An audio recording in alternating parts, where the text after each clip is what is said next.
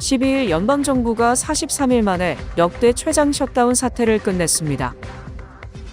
연방항공청이 항공교통관제사 복귀에 따라 주요 공항의 항공편 감축 비율을 기존 6% 수준으로 유지하기로 했습니다. 퀸즈 롱아일랜드 시티를 개발해 주거 유닛을 대폭 늘리는 대규모 조닝 변경안이 뉴욕시 의회를 통과하며 큰 진전을 보였습니다. 뉴욕과 뉴저지에서 인구가 대거 빠져나가면서 주민 소득이 급감했다는 분석이 나왔습니다. 모두가 누릴 수 있는 권리, 바로 아름다움입니다. 키스는 누구나 더 쉽고 당당하게 자신의 아름다움을 즐길 수 있는 세상을 꿈꿉니다. 키스는 우리 모두의 미래가 더 아름답게 빛날 수 있도록 최선을 다할 것입니다. 당신의 아름다움의 모든 순간, 키스가 함께합니다.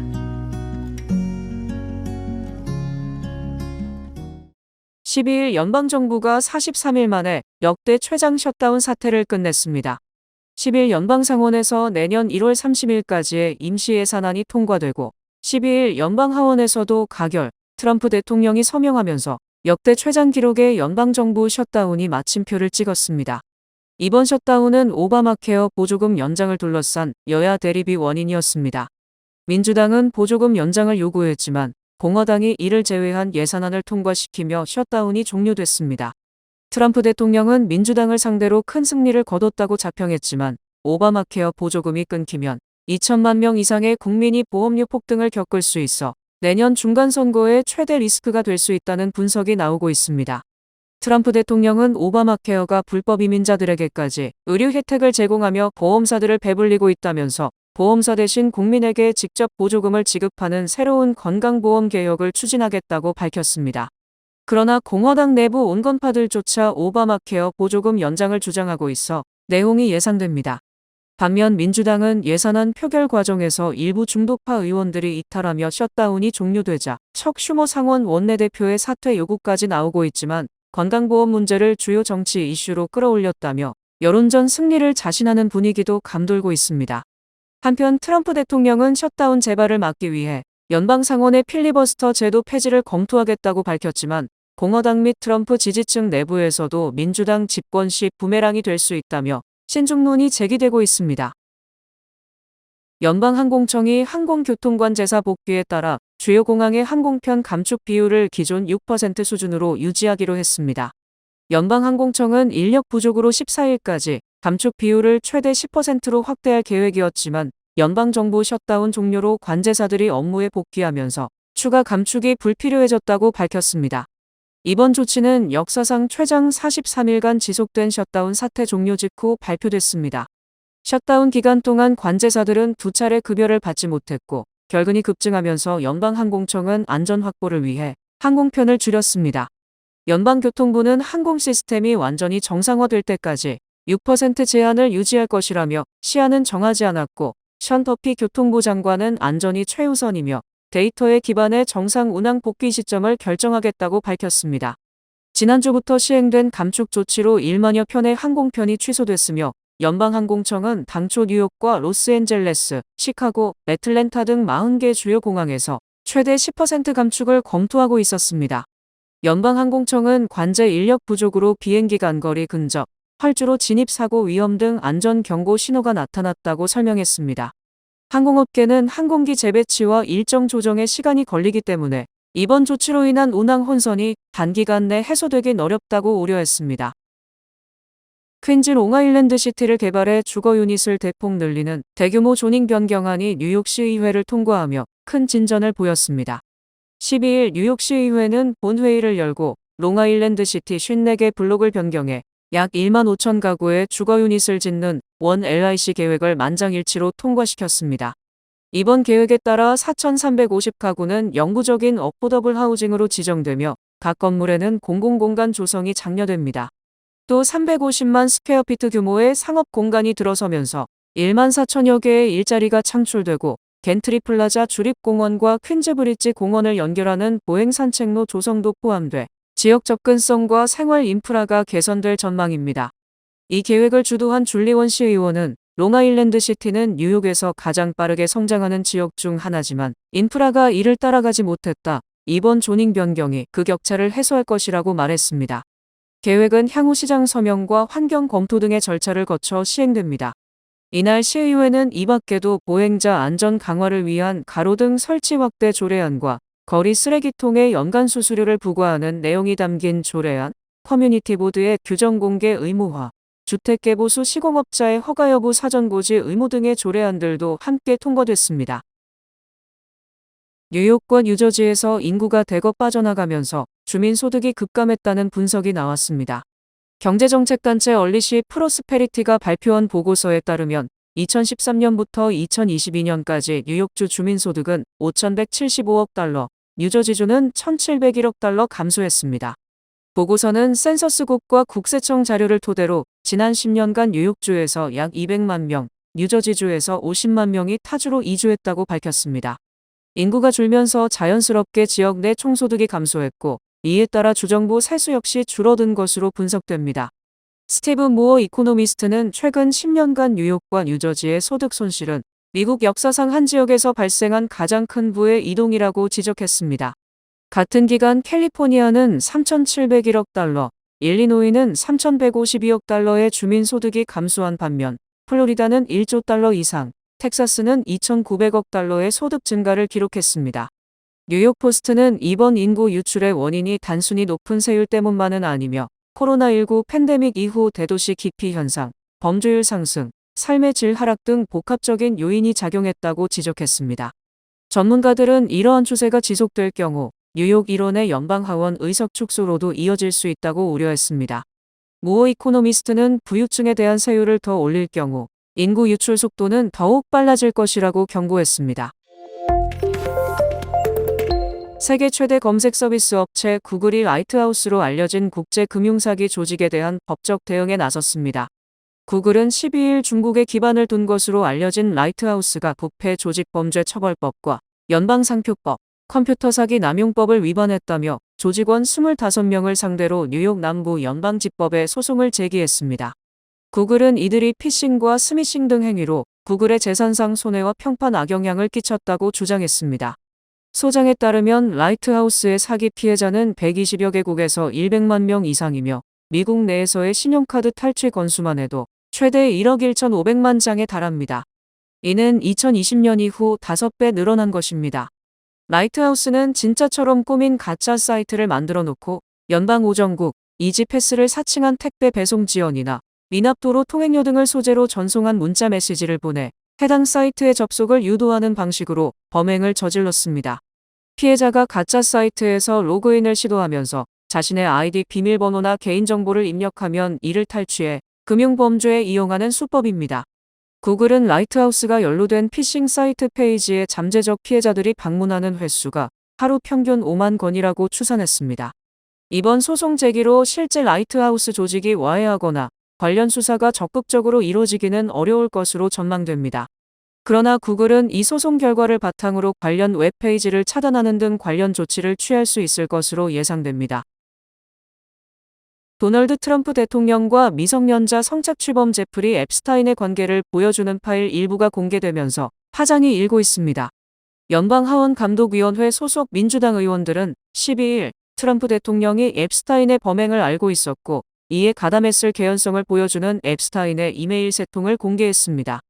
의원들은 앱스타인의 유산관리인 측이 감독위에 제출한 파일에서 이를 발견했다고 밝혔습니다. 2011년 앱스타인은 여자친구이자 공범인 길레인 맥스웰에게 보낸 이메일에서 피해자가 트럼프와 함께 내 집에서 수시간을 보냈다. 트럼프는 한 번도 경찰에 언급된 적이 없다. 아직 짖지 않은 그 개가 트럼프라는 것을 알아두기 바란다고 적었습니다. 이에 맥스웰은 나도 그 생각을 하고 있었다고 답장을 보냈습니다.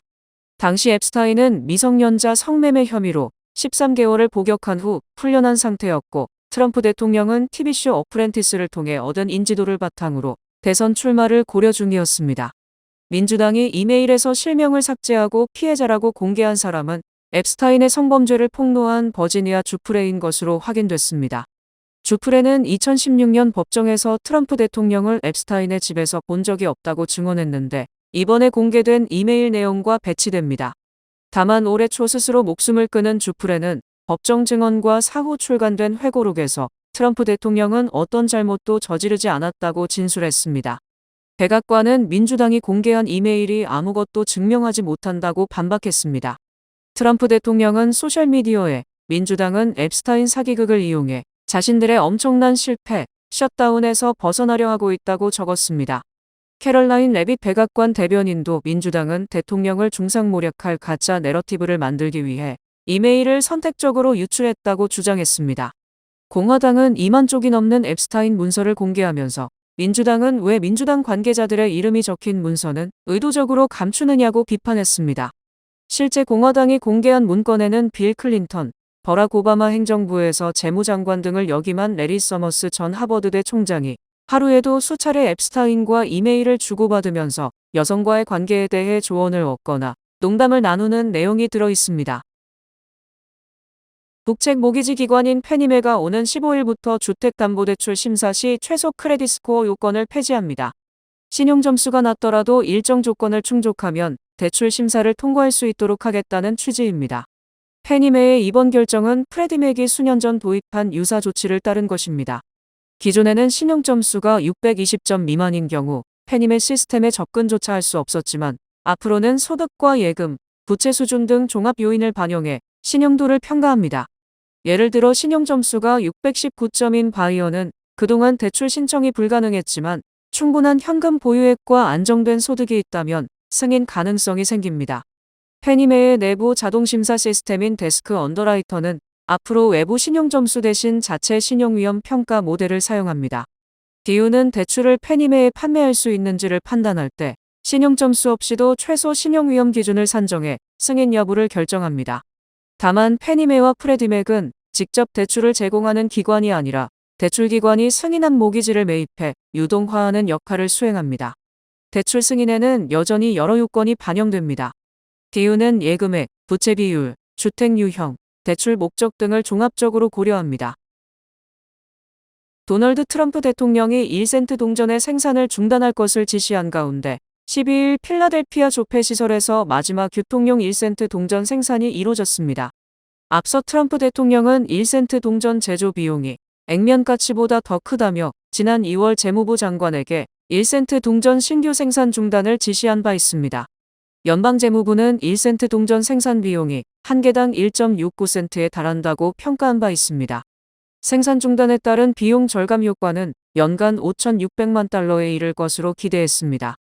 생산 중단 후에도 1센트 동전은 여전히 법정 화폐로 남게 됩니다. 연방재무부는 현재 약 3천억 개의 1센트 동전이 시중에 유통되는 것으로 추산했습니다.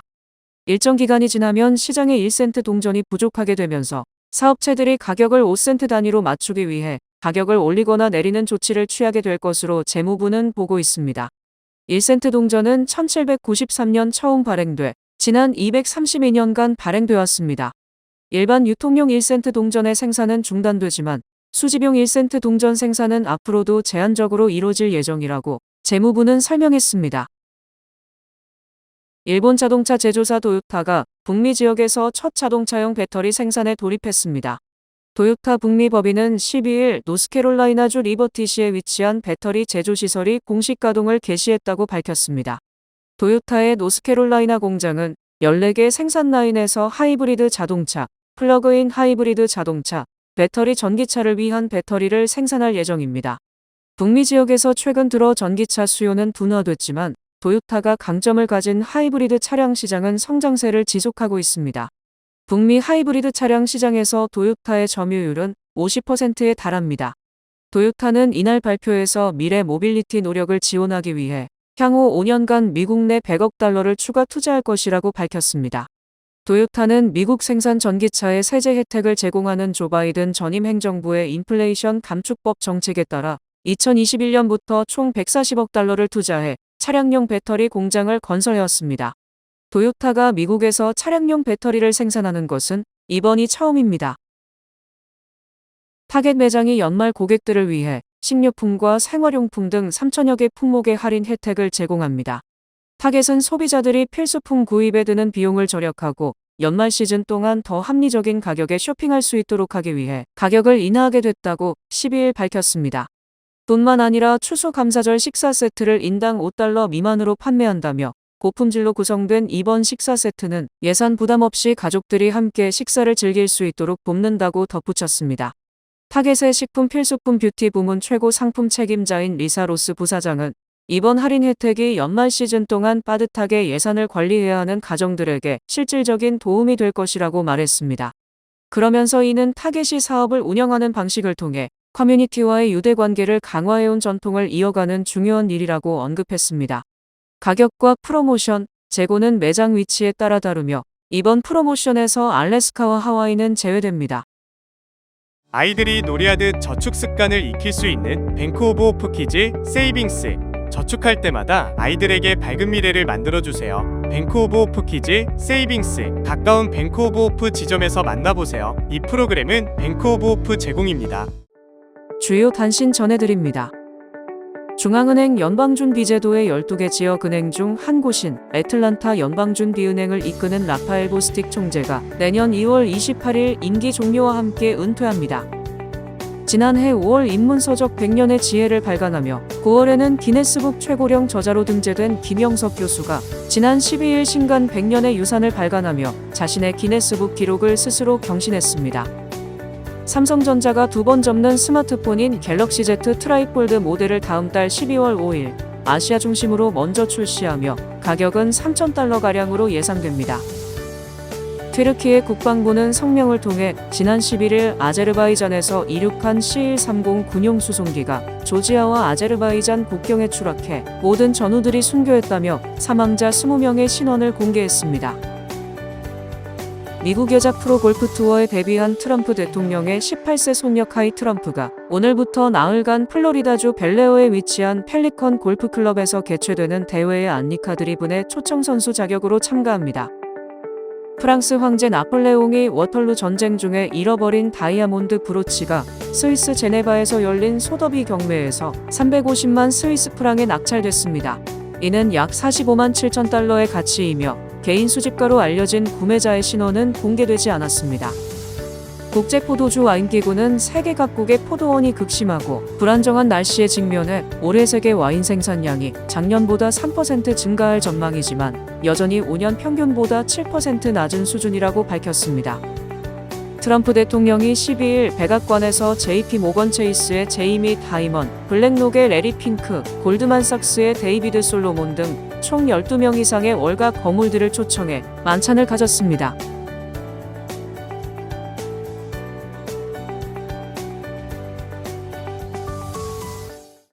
날씨 전해드립니다. 금요일인 내일은 대체로 흐리겠습니다. 낮 최고 기온은 48도, 최저 기온은 37도입니다. 해 뜨는 시간은 6시 41분, 해 지는 시간은 4시 39분입니다. 이상으로 주간 날씨와 세계 날씨 전해드립니다.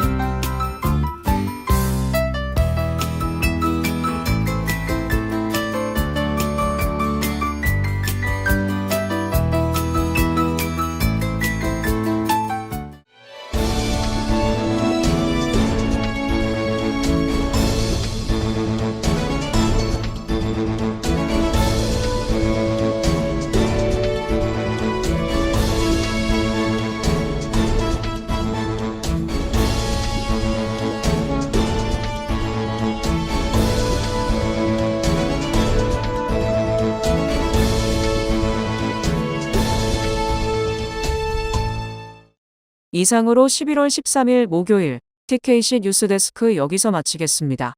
시청해주신 여러분 고맙습니다.